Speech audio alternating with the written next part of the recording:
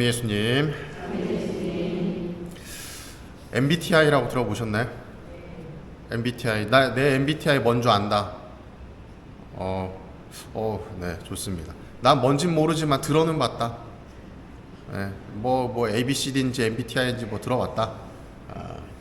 이 MBTI라는 게 심리 테스트인데, 사람의 성격을 16가지로 이제 분류를 하는 건데, 이게 사실 엄밀히 따지면 심리학 안에서 통용되는 결과는 아니에요. 테스트는 아니에요. 이게 어떤 성향이 조금 더 치우쳐 있다라고 그냥 재미삼아 해보실 수 있을 그런 심리 테스트인데, 그 중에 한 가지가 이 제일 마지막에 나오는 게 P냐 J냐라고 하는 인식형이냐 판단형이냐라고 하는 그 분류 기준이 있거든요. 그게 보면 뭐 많이들 쉽게 좀 테스트할 수 있는 게 뭐 여행을 간다라고 했을 때 예를 들어서 나는 계획을 열심히 세워서 가는 사람이냐 아니면 그냥 즉흥적으로 그냥 뭐 바람 따라 물 따라 가는 사람이냐에 따라서 J냐 P냐 이렇게 구분을 지어요. 여러분들도 잠깐 한번 해볼까요? 나는 여행을 간다라고 하면 계획을 철저하게 세워서 10시에 출발이다 하면 난 8시 45분에 일어나서 한 25분 씻고, 그리고 뭐 짐 챙기는 건 당연히 일주일 전에 챙겨놨을 거고, 뭐 차편은 뭐 이렇게 가고, 가는 중간에 뭐 여기 들러서 10분간 쉬고, 뭐 이런 식으로 계획적으로 짜는 사람과 가자 그러면 그래 가자 가방 챙겨서 그냥 나가시는 분, 나는 그냥 가자 그러면 편안하게 간다 하시는 분, 네. 그리고 나는 시간별로 이렇게 계획을 짜서 가야 된다 하는 분, 네, 좋습니다. 여기 다 J가 많으시네요. 근데 이 J와 P가 인식형과 판단형이라고 해서 뭐 계획형이냐 아니면 그냥 즉흥적으로 하느냐 이렇게 구분을 짓는데, 사실은 조금 더 자세하게 파고들어서 보면 그렇게 기준을 잡는 게 아니라 통제형이냐 아니냐로 잡는 것이 더 바람직합니다. 그게 무슨 얘기냐? 여행을 간다라고 했을 때 내가 그 여행을 주도적으로 통제할 수 있느냐 없느냐, 그 기준으로 잡는 거예요. 계획적으로 잡는다는 이야기는 계획적으로 잡는 게 J 사람이 아니라 그 계획대로 잘 이행되었을 때의 마음이 편하고, 그 계획이 있어야만 마음이 편한, 내가 통제할 수 있는 상황에 놓여진 것을 만족해하는 사람이 J형이고, 어떤 상황이 발생해도 그냥 유연하게 넘길 수 있는 사람, 상황에 따라서 유동적으로 변화할 수 있는 사람이 P형이다 라고 이야기를 합니다. 오늘 J가 많으시니까, 이 통제형이 많으시니까 여러분들의 가정이 보이는 것 같아요. 집안에서 우리 형제님들이 얼마나 잔소리를 들으며 박해를 받으며 살고 계실까 싶은 생각을 잠깐 해보는데,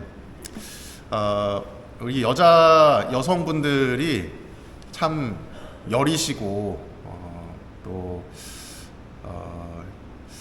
여리고 어떤 표현이 있을까, 이렇게 약하시고 그러신 것이 젊을 때의 이미지죠.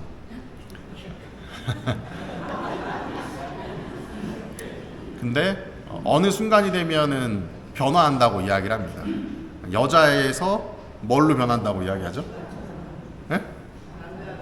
남자가 아니고 스스로가 남자라고 생각을 하시나요? 여자에서 이제 엄마로 변한다. 조금 사회적으로 좀 안 좋은 이미지를 섞으면 엄마가 아니라 이제 아줌마로 변한다, 드세진다 라고 이야기를 합니다. 결혼을 하고 아이를 낳게 되면 이 무서울 게 없어지는 분들을 보게 돼요. 그게 어찌 보면 뭐 어떤 그런 유약한 모습에서 좀 강한 모습으로 변화되었다라고 볼 수 있지만, 어찌 보면 저는 이렇게 생각을 합니다. 가정에 대한 또 자녀에 대한 책임감이 생겼다. 그러다 보니 그 책임감 때문에 무언가를 통제하고 또 간섭하고 또 이끌려고 하는 모습을 보이는 것이 아닌가. 그쵸? 여러분들이 원래 그렇게 나쁜 사람들이 아니잖아요. 집에만 가면 잔소리를 막, 나는 뭐 잔소리 하고 싶어서 하는 줄 알아. 당신이 원래 잘했으면 한 번 말해서 들었으면 내가 두 번 말해. 이런 얘기 뭐 원래 안 하실 거잖아요. 그죠? 어떤 자매님이 한 분 계셨는데, 그분도 이제 나이가 한 60대 넘으신 자매님이신데, 아이를 키우면서 굉장히 좀 성격이 드세지기 시작하셨던 분이에요. 그러다 보니 하나하나 자기의 허락을 맡아야 되고, 하나하나 내 뜻대로 되어야 되고, 하나하나 내 계획대로 되어야만 마음이 편한 사람. 그것이 이제 틀어지게 되면 굉장히 이제 불편한 기색을 끼는 불편한 마음을 가지게 되는 그런 사람이었는데, 인생을 이렇게 쭉 살다 보니 계획대로 하려고 하지만 안 되는 경우들도 생기게 되잖아요. 그 대표적인 사건이 생긴 것이, 자녀들을 이렇게 키우면서 애들 뭐 공부도 시키고 뭐 옷 입는 것부터 해서 이것저것 간섭을 쭉 했어요. 아이가 말을 잘 들었어요.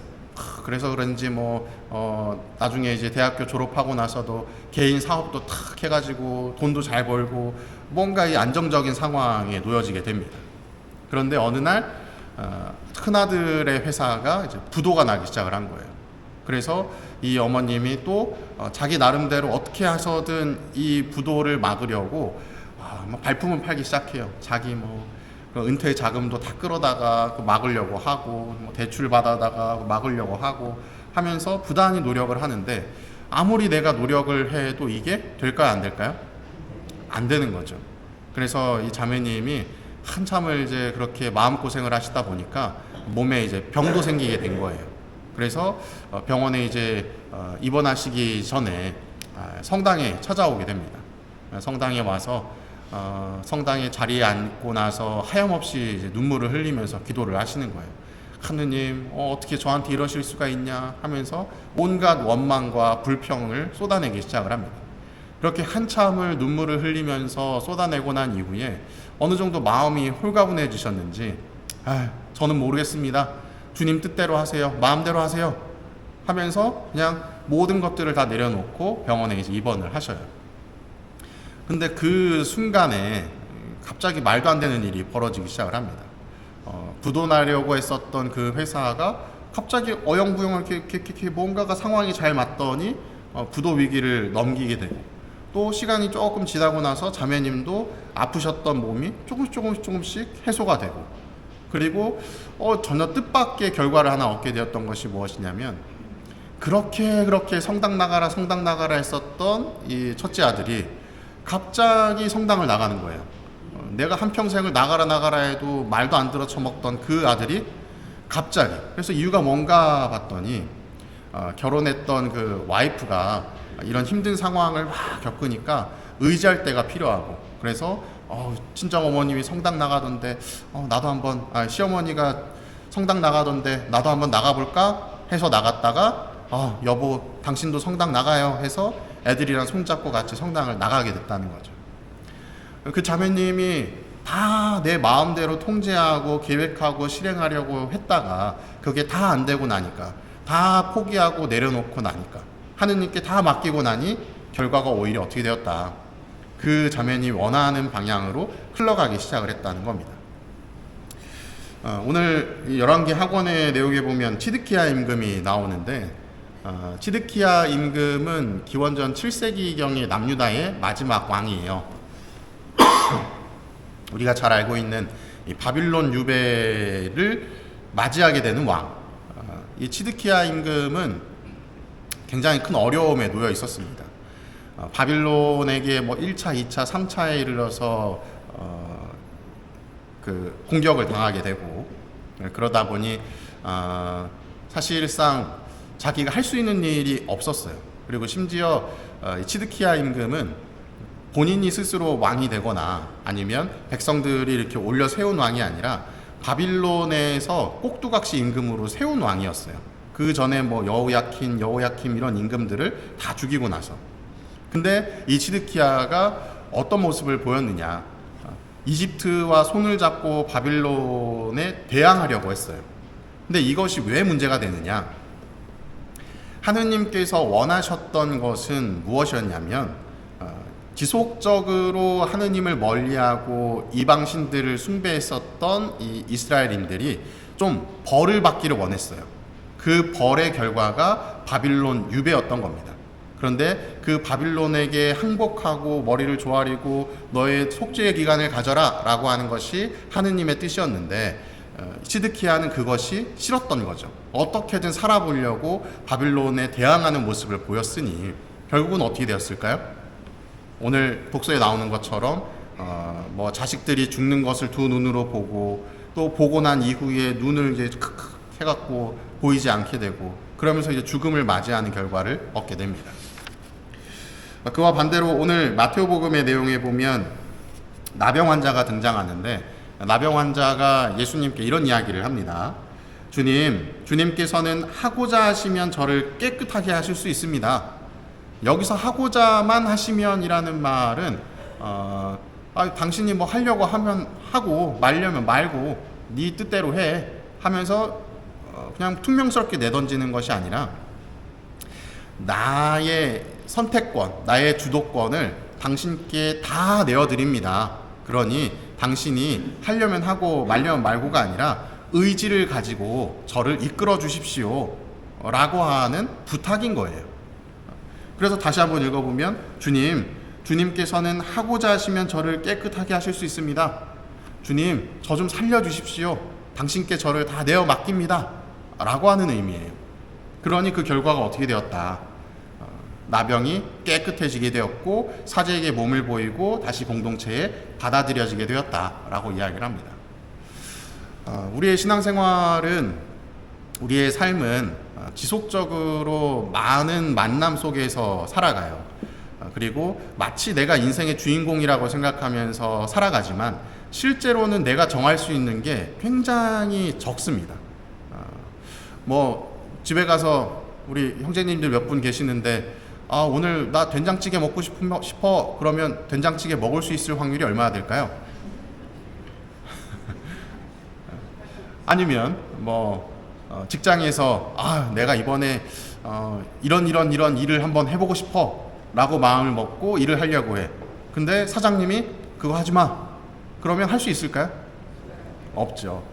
혹은 뭐 내가 어디 뭐 혼자 여행을 가고 싶은데 내가 가고 싶다고 갈 수 있나요? 나의 식솔들은 누가 밥을 먹이고 누가 빨래를 하고 그 걱정에 또 가지 못하죠. 결국 우리의 삶은 내가 주인공이라고 생각하면서 살지만 그 주도권이 나에게 있는 것이 아니라 다른 이들에게 있는 경우들이 굉장히 많습니다. 이 주도권을 타인에게 주는 것이 아니라 하느님에게 양도할 수 있으면 얼마나 아름다운 삶일까 생각을 해봐요. 여러분들의 삶 안에 주도권이 다른 누군가에게 있는 것이 아니라 하느님에게 있다면 비로소 나의 마음도 조금 더 여유로워지고 너그러워지고 또 하느님께서도 그 받으신 주도권으로 내 삶을 다시 한번 이렇게 보듬어 주시고 이끌어 주실 거란 생각이 듭니다. 그러니 내가 어떻게 해보려고 하는 것 뭐 안 되는 상황 안에서 억지로 내가 꾸역꾸역 하느님 뜻에 반대되는 모습으로 살아가려고 하는 것 그러한 모습을 내려놓고 하느님께 내어 맡기는 삶 그러한 삶을 한번 살아보신다면 좋겠습니다. 물론 그냥 뭐 네 마음대로 해 하면서 퉁명스럽게 내던지는 것이 아니라 내가 할 수 있는 것들은 당연히 기본적으로 해야 되겠죠. 내가 할 수 있는 것은 다 하되 나머지 것은 하느님께 우리 뭐 와이프에게 우리 자식에게 넘기는 것이 아니라 하느님에게 넘길 수 있도록 하시면 좋겠습니다. 사랑합니다.